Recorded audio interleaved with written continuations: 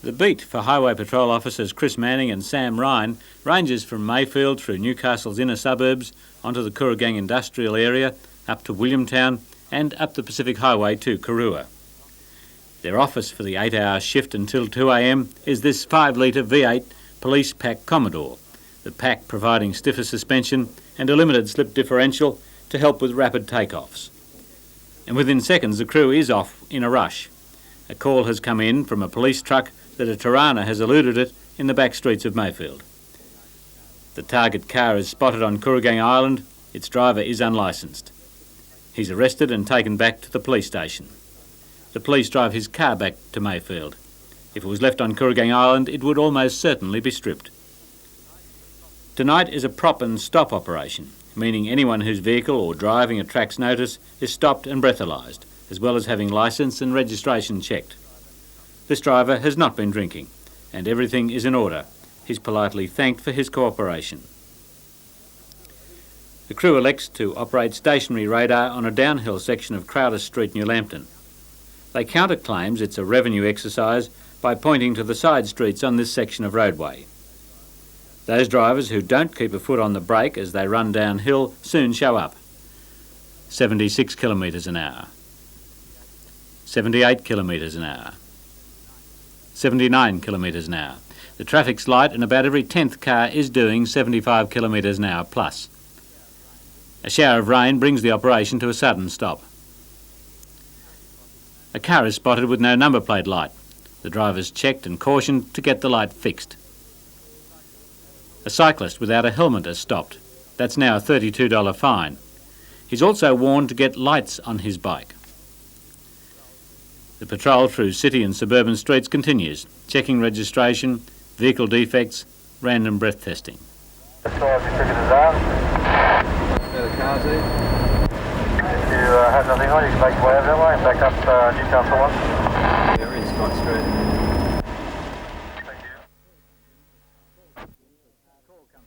A call comes in for a car to check a brawl outside a Cooks Hill hotel.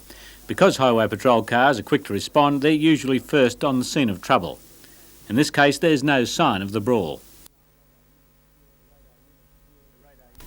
The radar unit squeals its alarm in Hunter Street. A young driver is doing 83 kilometres an hour. He's stopped and booked. He says he was stupid speeding. The crew takes a run up the highway to Raymond Terrace, where a driver reviver stop is operating. Traffic is light and everyone is driving steadily. The shift is almost over when a vehicle towing another is stopped. Towing is illegal. But checks then reveal both vehicles are unregistered and both drivers are unlicensed. They're taken back to Mayfield Police Station to be charged. The paperwork will keep the two Highway Patrol officers busy for some hours. Jim Sullivan for Newsnight.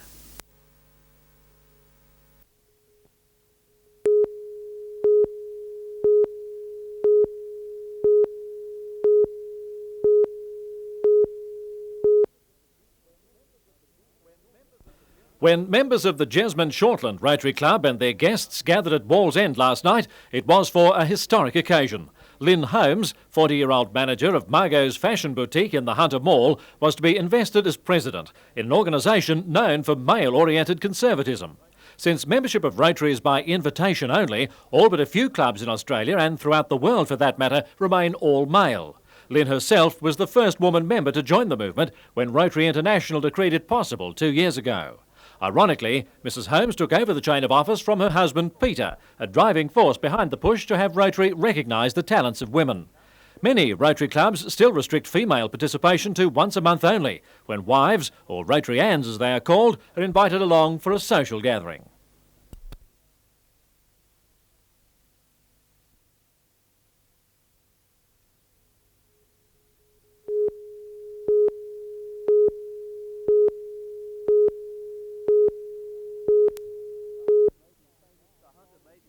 The Hunter may be famous for coal and fine wine, but it's also gaining a reputation as a boxing breeding ground. 10 of a team of 20 representing the Hunter have already fought at state level. The 4-day tournament against the less fancied Tasmanians will give the younger team members, some only 10 years old, a good introduction to championship bouts. While the boys have the Golden Gloves title firmly in their sights, there will be one minor distraction. We will be having a break for a couple of hours on Saturday to watch our All the Boys hero, Jeff Fennick, fight. How do you think he'll go? He's going to win.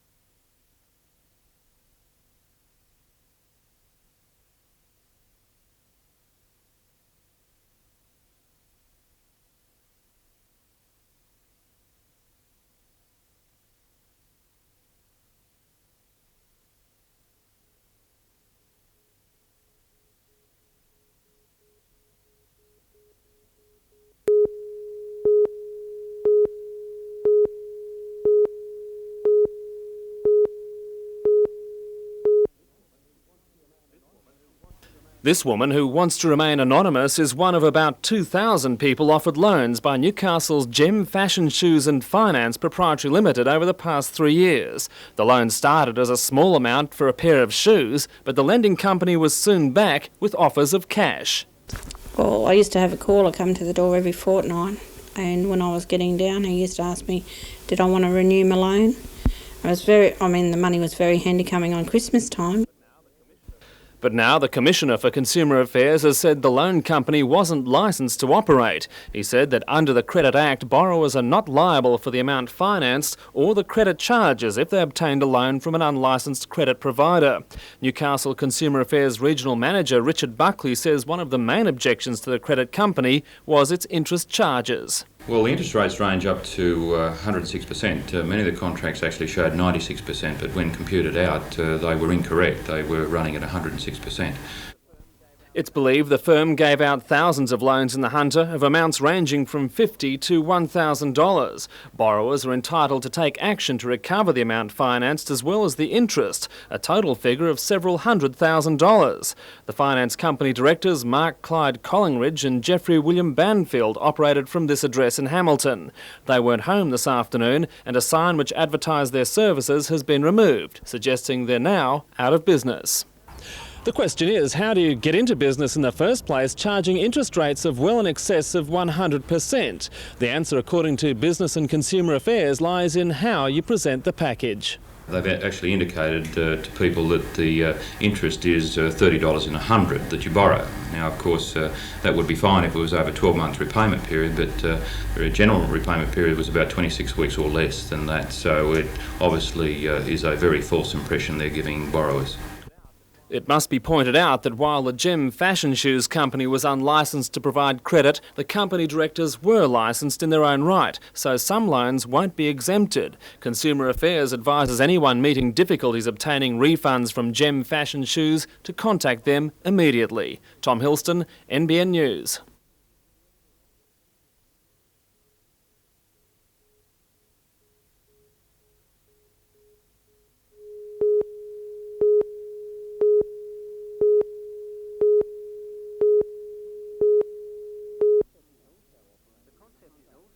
The concept is also operating in the Hunter, but on a much smaller scale. Staff at the Belmont Hospital go into a monthly draw for $50 cash if they haven't taken any sick leave for the previous 3 months. The Hunter Area Health Service sees nothing wrong with the scheme. Incentive schemes are accepted the world over. I don't see any problem with having a little bit more incentive. In fact, the absenteeism problem was considered so serious that last year a study was commissioned to identify the worst areas. The kitchen at the Royal Newcastle Hospital was found to have the highest rate of absenteeism, but that has fallen since $2.7 million was spent refurbishing the complex. Pleased with the results so far, Health Service Chief Executive Dr Owen James hasn't ruled out following the Illawarra example. We certainly look at it. It's a good program if it reduces absenteeism. Bruce Mackenzie, NBN News.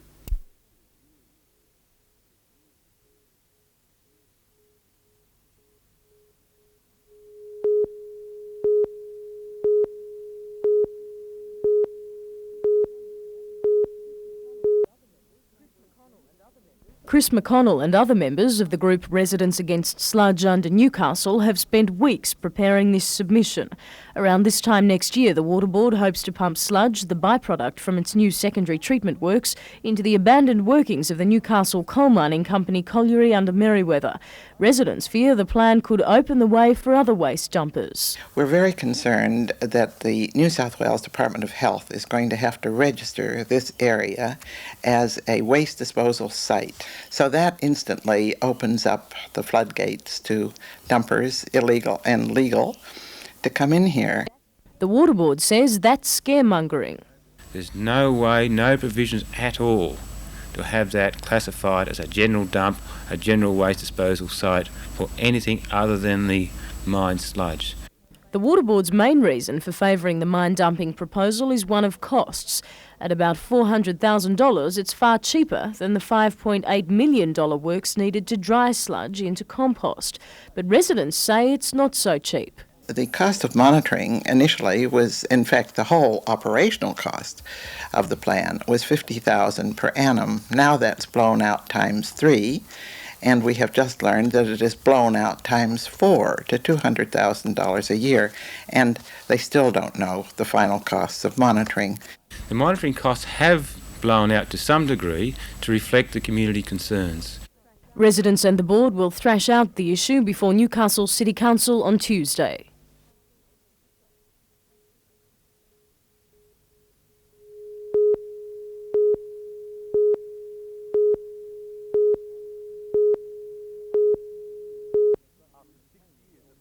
After 6 years of restructuring pain at Shortland Electricity, Chairman Dennis Nichols says the Hunter ratepayer will be the one who gains. We've been very diligent over the last couple of years in bringing about improvements in efficiency, cost savings in real terms, and it's at this point of time we're able to provide some of those benefits back to the consumers. Following this afternoon's special budget meeting, Shortland Electricity announced its tariff structure for 1991-92.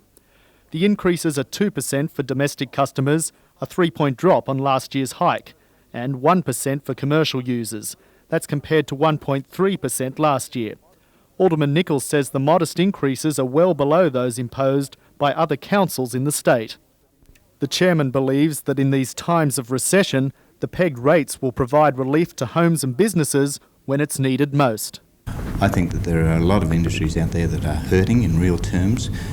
This represents an absolute minimum increase for them and a reduction in real terms. So what it means is that people out there who may not have had a job in a few months' time will have a better chance of having a job. And more good news for the Electricity Authority. Its new budget projects an annual surplus of $15.5 million, which will be poured back into capital works. Scott Bevan, NBN News.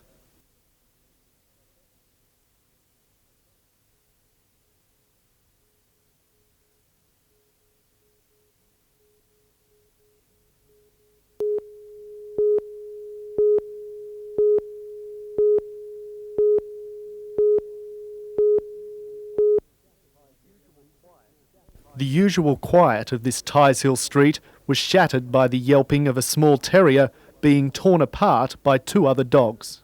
The screams of the dogs were dreadful. Police and eyewitnesses say the attack happened outside North's Leagues Club at about 10:30 when a bull terrier and a kelpie lunged at the smaller dog. I saw the 2 dogs come from the club along there, tearing the little dog to pieces. And it was in front of this lady's home here. They really tore it from the... The attackers were caught by a council dog catcher in the club car park. The owners will have to apply to have the dogs back, but court action will be taken against the owners and the persons in charge of the dogs.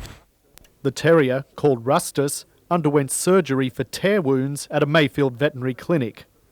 Neighbours say this isn't the first time there's been a dog attack in this street, and as a result, they're living in fear. Look at me.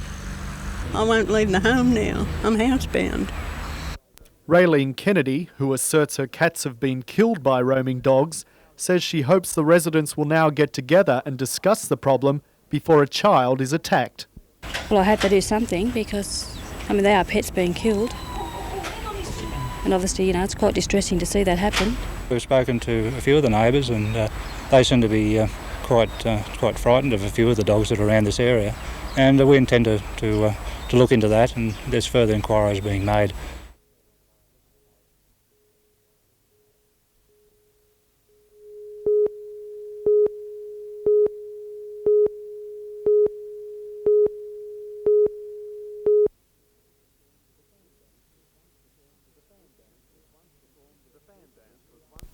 The fan dance was once performed exclusively for the eyes of the Emperor of China. Times change and so do audiences, but the dance has survived, along with the Chinese traditional respect for senior citizens. Children of the Charlestown Chinese School, a weekend language class, staged the performance for about 400 guests at the Adamstown RSL, where the Chinese Association hosted its annual Senior Citizens Dinner.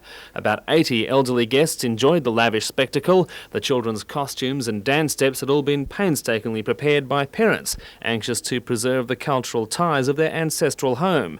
But the occasion also recognised the multicultural diversity of Australia, as the youngsters took a detour from the classical to the contemporary with an equally spirited version of the birdie dance.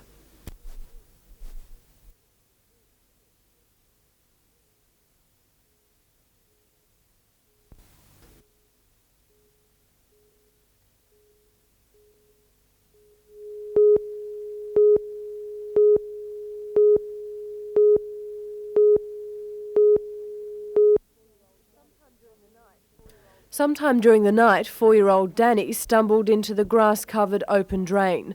No one knows how long he was trapped before help came. It was a difficult job. It could have been a lot worse. The horse could have actually died in there if we weren't quick about it. The lid was entirely off the drain. Somebody, or by means of some way, the lid was removed entirely off the drain. It was quite open to even small children possibly falling in. So it was a potentially lethal situation. But this isn't the first accident here. 3 years ago, a young child fell into the hole and received 8 stitches to his head. According to this letter from council to one of the residents, the area has been listed for clearing, but due to funding restrictions, the work will not be performed in the foreseeable future. That was 2 years ago. It's been like that for the last 10 to 15 years, We've had black snakes in here. I've asked them a few times to come out and see about it, to cut the grass, and it's just nothing happens about it. We get the run around. Lake Macquarie City Council says vandals are responsible for the drain being open, but says securing the cover will be a priority. But council has again shelved the idea of clearing the land, saying there simply isn't any money for the job.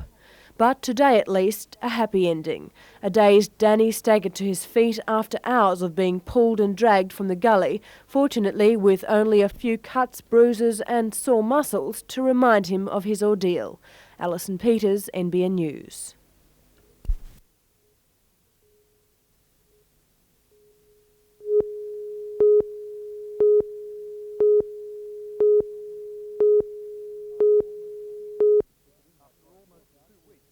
After almost 2 weeks of picketing outside Four Jacques, the striking painters and dockers brought the shipyard to a virtual standstill.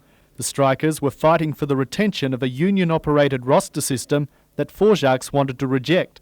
In a hearing 2 weeks ago, the Industrial Commission handed down an interim order exempting Four Jacques from the union roster and giving it the right to choose who it employs. At today's hearing, that order was extended by a month, but Four Jacques finance manager Maurice Payne says the old roster system has now been sunk. We don't understand that as an interim order. These things are always set with a finite date. That period will have, if you like, permanent currency, and if the union seeks to make an alteration to the ruling given today, they will have to make separate application to the court. The dispute and the future of the painters and dockers is the focus of discussions on Thursday between the ACTU's president, Martin Ferguson, Four Jacques and the union. Yet while talks are continuing, Mr Payne believes Four Jacques will now enjoy industrial calm. The outlook for both the dock and for the slip inside the yard is very, very good. We have a very strong work program, at least for the remainder of the year, and with this renewed stability in the yard, we can fulfil all those expected orders. The Commission's latest decision has also been welcomed by Senator John Tierney, who was in Newcastle today. Well, I think it's a landmark decision that the Industrial Relations Commission is allowing, through the interim order, Stephen Forjacks to employ his own workforce. I've spent some time out at the Forjacks dock. I've heard the problems there, and I think he'll get significant increases in productivity with this system.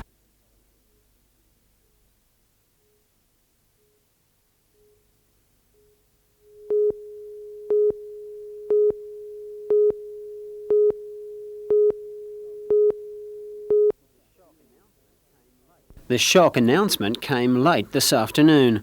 The Newcastle Knights first grade coach Alan McMahon and the assistant first grade coach Alan Bell today resigned from their respective positions effective immediately. First grade captain Michael Hagan arrived for training unaware of the turmoil. No mate, not at all. So I obviously knew there was a meeting taking place this afternoon.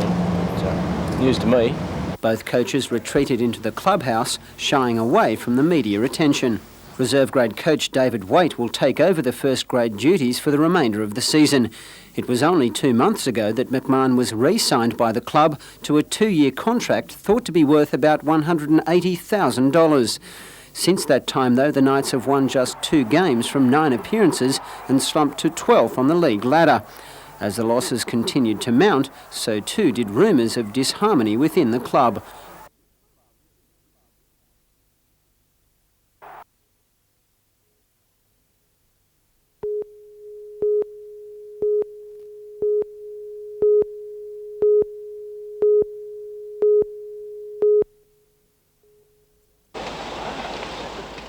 John Wickland, a real estate broker, brought his classic swing right golf invention in a shotgun case to marketer Ken Johnson. It is a device designed to tell golfers instantly if they are swinging properly, and if not, how to correct it. The golf swing is a complicated maneuver in its sequential phases of backswing, downswing, and follow-through. The idea is to swing slowly until muscle memory takes over. Before driving or putting, swing right is discarded. It fits all golf clubs, left to right-handed, and it deals strictly with fundamentals of golf. Wickland says a friend was having a difficult time visualizing the proper way to swing a golf club, and this led him to develop Swing Right. And one of my friends was unable to get the concept that he was talking about at the time. Although most of us could get it, he could not visualize that in his head, what he was saying. And what I did was take those terms, those words, and made a physical representation of it so that the individual that was trying to learn it could see rather than hear what they're doing, and he could concentrate better on his swing that way. Wickland and Johnson have spent nearly 2 years perfecting the device, which has gone through a dozen changes before they got it to its present design.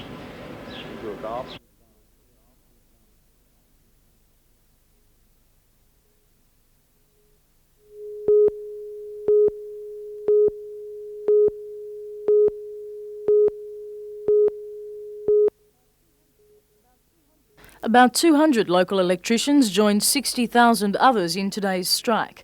At meetings like this throughout New South Wales, South Australia, Queensland and the Northern Territory, they gave the ETU full support to continue a campaign against licensing changes. The federal government wants to bring in a restricted licensing system, allowing people with, in some cases, according to the union, a mere 50 hours training to perform servicing and maintenance duties. Present regulations demand a 4-year apprenticeship and a subsequent licence application before any of those duties can be carried out. The ETU fears the new system will allow members from other trades to perform electricians' duties, a move it says will prove unsafe for both workers and the public. More stop-work meetings over the issue are likely, and the ETU won't rule out further industrial action.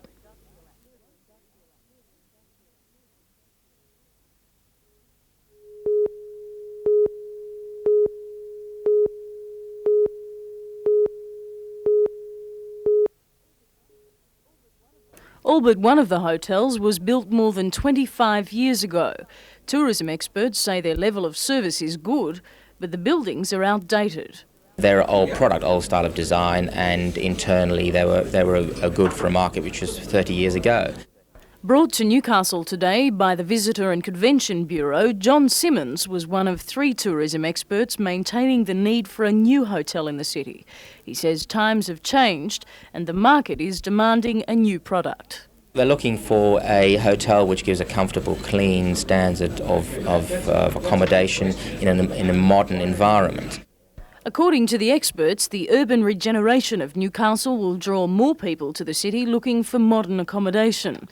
They say the opportunities are there and it's possible to have a new hotel open by 1994.